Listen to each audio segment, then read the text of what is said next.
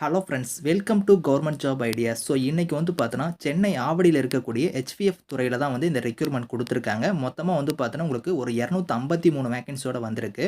So இதுக்கு கல்வி தகுதினா, நீங்க குறைந்தபட்சம் 10த் பாஸ் பண்ணாலும் எலிஜிபிள் தான். ஐடிஐ நீங்க முடிச்சிருந்தாலுமே இதுக்கு எலிஜிபிள் தான். ஸோ உங்களுக்கு எக்ஸாம் அந்த மாரி எதுவுமே கிடையாது. உங்களோட மார்க் வச்சு தான் வந்து உங்களுக்கு செலக்ஷனே வந்து இருக்க போது. ஸோ போஸ்டிங் வந்து பார்த்தோன்னா, நம்ம தமிழ்நாட்ல தான் உங்களுக்கு வந்து சொல்லியிருக்காங்க.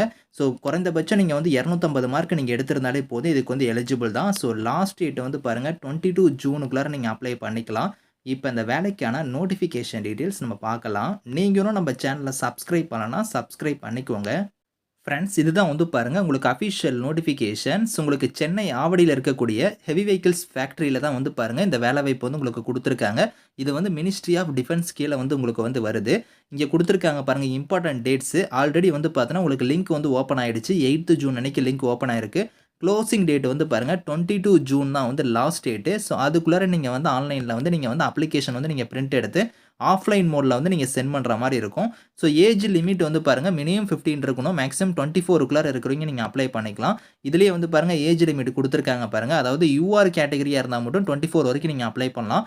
அதே ஓபிசியா இருக்கிறீங்கன்னா 27 வரைக்கும் அப்ளை பண்ணலாம். எஸ்சி, எஸ்டியா இருந்தா 29 வரைக்கும் அப்ளை பண்ணிக்கலாம். அதே நீங்க பிடபிள்யூடியா இருந்தீங்கன்னா வந்து பாருங்க 10 இயர்ஸ் வரைக்குமே வந்து அந்த ஏஜ்ல இருந்து ரிலாக்சேஷன் வந்து இருக்கு அப்படிங்கிற மாரி குடுத்துருக்காங்க. ஸோ இதுக்கு குவாலிஃபிகேஷன் பொறுத்தவரைக்கும் நான் ஐடிஐ கேட்டகரிலயும், ஐடிஐ கேட்டகரிலயும் வந்து உங்களுக்கு குடுத்துருக்காங்க.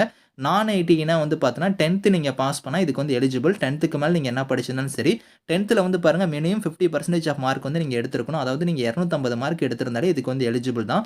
அதே நீங்க ஐடிஐ கேட்டகரினா வந்து பாருங்க நீங்க 10த் பாஸ் பண்ணியிருக்கணும். அதோட பார்த்தோன்னா என்சிவிடி, எஸ்சிவிடிக்கான சர்டிஃபிகேட் வந்து நீங்க வச்சிருக்கணும் அப்படிங்கிற மாரி குடுத்துருக்காங்க. அந்த ரெலவன்ட் ட்ரேட்ல வந்து நீங்க வந்து படிச்சிருக்கணும். அது வந்து பாருங்க இங்கேயே டீட்டெயிலா குடுத்துருக்காங்க.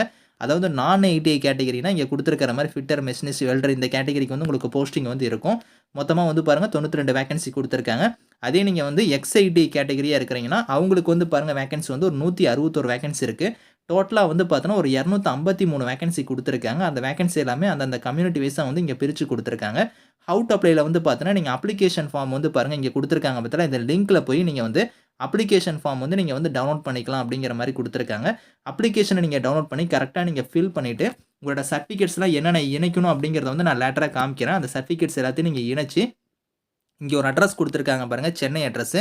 இந்த அட்ரஸ்க்கு தான் நீங்க வந்து பார்த்தீங்கன்னா, ஸோ இங்க குடுத்துருக்கிற மாரி நீங்க போஸ்டல்ல வந்து நீங்க சென்ட் பண்ற மாரி இருக்கும். லாஸ்ட் டேட் வந்து பாருங்க 22 ஜூன் தான் வந்து லாஸ்ட் டேட். ஸோ அதுக்குள்ளார நீங்க வந்து இதுக்கு அப்ளை பண்ற மாரி இருக்கும்.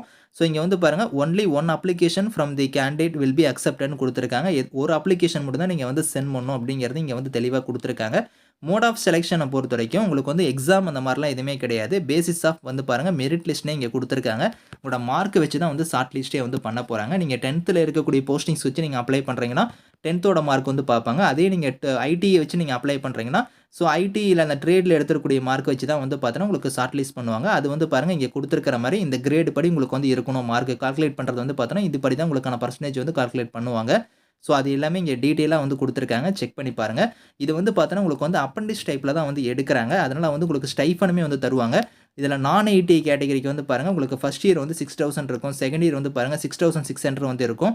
அதே எக்ஸ்ஐடி கேட்டகரினா வந்து பாருங்க, ஃபர்ஸ்ட் இயர் ட்ரேட்ல வந்து பாருங்க 7700 செகண்ட் இயர் வந்து பார்த்தோன்னா 8050 வந்து உங்களுக்கான ஸ்டைஃபன் வந்து வரும் அப்படிங்கிற மாரி குடுத்துருக்காங்க. 2 இயர்ஸ் இதுக்கான ட்ரெய்னிங் பீரியடுமே வந்து இருக்கும்.